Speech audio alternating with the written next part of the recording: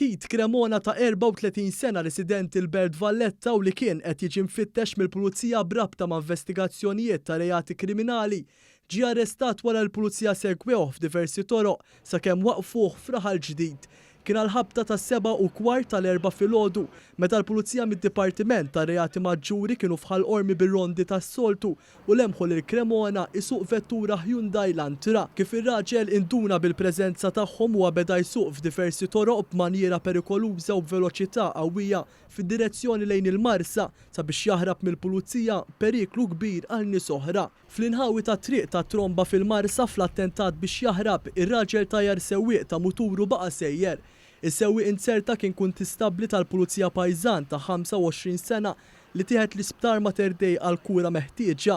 Hemmhekk sarulu testijiet kif ukoll CT scan. Aktar tard il-Pulizija konfermat li l-uffiċjal Pajżan sofra minn ċrieħ ħfief. Intant fuq il-post fejn ġie arrestat fi Vjal Ser Paul Boffa f'Raħal Ġdid, il-kelliem tal-Pulizija Brendan Pisani għal il-Pulizija sparat diversi tiri ta' twissija sabiex jieqaf. Tul il-ċejs kollha il-pulizija kienu kostretti li jisparaw xi tiri ta' twissija lejn il-vettura u anka flajru sabiex il-persuna tieqaf, il-persuna xorta waħda ma waqfitx malli kienu tilejn minn din it-triq Ser Paul Boffa Avenue.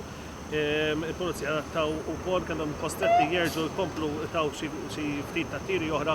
Il-karozza ntlaqtet fit-tajjer madankollu minkejja li t-tajjer kien mifquh, il-persuna baqgħet xorta waħda suq fuq ir-rim sakemm finalment ġiet iċċirkondata hawnhekk.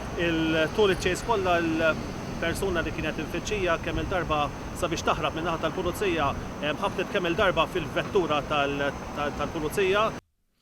Kit Cremona li għandu fedina penali kulurita ittieħed fil-lokab tal-Pulizija fil-Furjana u qed jistenna li għaddi ġuri dwar każ ta' serqa fuq anzjana li seħħ fl-2012. Intant preżenti fuq il-post l-4 filgħodu kien hemm uffiċjal tal-Animal Welfare li salvaw kelb li kien fil-karozza ta' Cremona. Għal xi ħin bl-għajnuna ta' uffiċjali minn Transport Malta, it-triq kellha tingħalaq peress li kienu għaddejjin investigazzjonijiet mit-taqsima forensika. Il-Maġistrat tal-Assa Natasha Galja Xiberras ġiet infurmata bil-każ u ħatret inkjesta fil-waqt li l-investigazzjonijiet tal-Pulizija għadhom għaddejjin.